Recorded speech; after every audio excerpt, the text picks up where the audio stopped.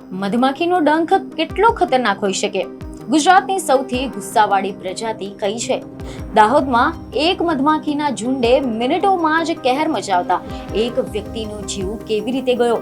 શું કારણ બન્યું કે મધમાખીઓ ગુસ્સે ભરાઈ ગઈ? શું ડીજેના અવાજ અને કંપન મધમાખીઓને હુમલા માટે ઉશ્કેરી શકે છે? મધમાખીનો હુમલો થાય ત્યારે લોકો શું સૌથી મોટી ભૂલ કરે છે?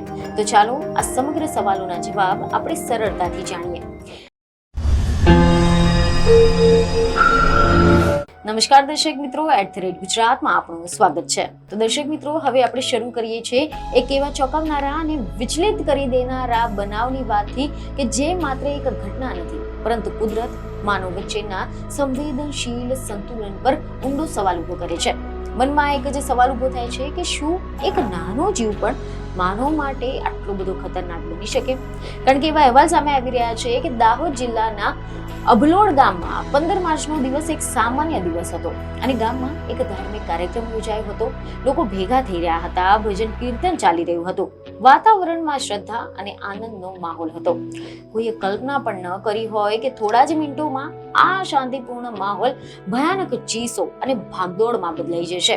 અને આ બધું જ બનવાનું કારણ બનશે એક નાનું પરંતુ સંગઠિત અને આક્રમક જીવ, મધમાખીઓનું ઝુંડ. અચાનક આકાશમાંથી એક કાળો પડછાયો નીચે ઉતર્યો. લોકોને કંઈક સમજાય એની પહેલા જ મધમાખીઓએ હુમલો શરૂ કરી નાખ્યો. કોઈને ખબર પણ ન પડી શકી કે આ શું થઈ રહ્યું છે. લોકો પોતાના જીવ બચાવવા દોડવા લાગ્યા હતા. કેટલાક લોકો જમીન પર પડી ગયા, કેટલાક ચહેરાને ઢાંકીને છુપાવવાનો પ્રયત્ન કરતા રહ્યા. પરંતુ મધમાખીઓનો હુમલો એટલો ઝડપી અને તીવ્ર હતો કે કોઈના પાસે પણ બચવાનો સમય જ ન હતો. અને આ ધાર્મિક કાર્યક્રમ અચાનક ભયાનક દુર્ઘટનામાં ફેરવાઈ ગયો કે જ્યાં મિનિટોમાં જ ખુશીનો માહોલ ચીસો અને ગભરાટમાં બદલાઈ ગયો હતો. અને આ બધું જ થયું મધમાખીઓના એક ઝુંડના અચાનક હુમલાના કારણે. એવા સમાચાર સામે આવી રહ્યા છે કે આ હુમલામાં 63 વર્ષીય બાબુભાઈ માળીનો જીવ ગયો હતો અને લગભગ 29 જેટલા લોકો ગંભીર રીતે ઇજાગ્રસ્ત થયા હતા. હવે સવાલ એ છે કે મધમાખીઓ આટલી હદે આક્રમક કેવી રીતે બની શકે અને શું ખરેખર કોઈ માનવીય પ્રવૃત્તિએ તેમને ઉશ્કેર્યા હતા કે પછી આ એક કુદરતી પ્રક્રિયા હતી? તો સમાચાર એવા સામે આવી રહ્યા છે કે આ ઘટનામાં જ્યારે ગામમાં ધાર્મિક કાર્યક્રમો પૂર્ણ થઈ રહ્યો હતો અને લોકો જમવાની તૈયારી કરવા લાગ્યા હતા, ત્યારે અચાનક ઉપરથી મધમાખીઓનું મોટું ઝુંડ નીચે આવ્યું અને હાજર લોકો પર હુમલો શરૂ કર્યો હતો. લોકો પાસે બચવાનો પણ કોઈ સમય ન હતો. કેટલાક લોકો તો જમીન પર પડી ગયા, કેટલાક દોડતા રહ્યા, પરંતુ મધમાખીઓનો હુમલો એટલો તીવ્ર હતો કે ઘણા બધા લોકોને 20 થી 25 સુધીના ડંખ લાગ્યા હતા. જ્યારે બાબુભાઈ માળીને 100 થી વધુ ડંખ લાગ્યા. આના કારણે તેમને ગંભીર એલર્જીક રિએક્શન થયું હતું અને હોસ્પિટલ પહોંચતા પહેલા જ તેમનો જીવ ગયો હતો. જોકે હવે અહીંયા મહત્વનો મુદ્દો એ પણ છે કે આ હુમલાનું કારણ શું હતું. તેવા સમાચાર સામે આવી રહ્યા છે કે કેટલાક પ્રત્યક્ષદર્શીઓનું કહેવું છે કે ડીજેના ભારે અવાજ અને કંપનના કારણે મધમાખીઓ છંછેડાઈ ગઈ હતી.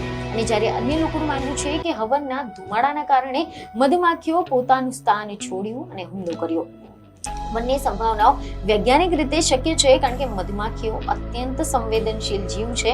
અવાજ, ધુમાડા અથવા તો કોઈ પણ પ્રકારના ખતરાની સામે તેઓ તરત જ પ્રતિક્રિયા આપતા હોય છે. હવે આપણે સમજીએ કે મધમાખીનો ડંખ એ માનવ શરીર માટે આટલો બધો ખતરનાક કેમ હોય છે. તેવા અહેવાલ સામે આવી રહ્યા છે કે તબીબો અને નિષ્ણાંતોના જણાવ્યા અનુસાર મધમાખીના ઝેરને એપિટોક્સિન કહેવામાં આવે છે, જેમાં મેલિટીન અને ફોસ્ફોલિપેઝ જેવા તત્વો હોય છે અને શરીરમાં તે ઝેર પેદા કરે છે. સામાન્ય રીતે એક અથવા તો 2 ડંખથી ફક્ત દુખાવો, સોજો અને ખંજવાળ થાય છે. પરંતુ જ્યારે મોટી સંખ્યામાં ડંખ થાય અથવા તો વ્યક્તિને એલર્જી હોય તો પછી આનો શોક આવી શકે છે, જેમાં બ્લડ પ્રેશર ઘટી જાય છે, શ્વાસ લેવામાં તકલીફ પડે છે અને હૃદય પર ગંભીર અસર થાય છે. આ સ્થિતિ જીવલેણ બની શકે છે. હવે સૌથી મહત્વનો સવાલ એ છે કે ગુજરાતમાં સૌથી વધુ ખતરનાક મધમાખી કઈ છે? તો નિષ્ણાતોના પ્રમાણે એપિસ ડોરાસાટા એટલે કે ભમરીયું મધમાખી સૌથી વધુ આક્રમક છે. આ પ્રજાતિ જંગલી હોય છે અને મોટા ઝુંડમાં રહે છે. તેમના મધપૂડા મોટા અને ખુલ્લા સ્થળોએ હોય છે અને તેને જો સહેજ પણ ખતરો લાગે તો તે તરત જ એક જ સાથે હુમલો કરી દે છે. તેની ખાસિયત એ છે કે એક મધમાખી ડંખ માર્યા પછી તેની ગંધથી બીજી મધમાખીઓ પણ આકર્ષાય છે અને પછી હુમલો વધુ તીવ્ર બની જાય છે.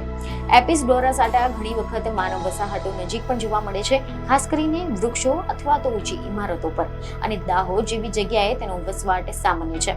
હવે બીજી પ્રજાતિ ઉપર જો આપણે નજર કરીએ તો એપિસ મેલિફેરા એકદમ શાંત અને કોમર્શિયલ ઉપયોગ માટે પાળવામાં આવતી મધમાખી હોય છે.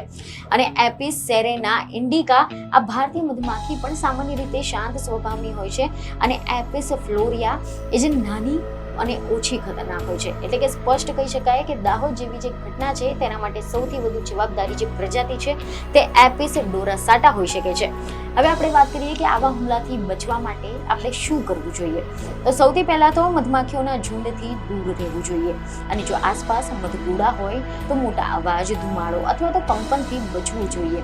જો મધમાખી હુમલો કરે તો દોડવાનું નહીં, પરંતુ ચહેરો ઢાંકીને સલામત જગ્યાએ જતું રહેવું જોઈએ.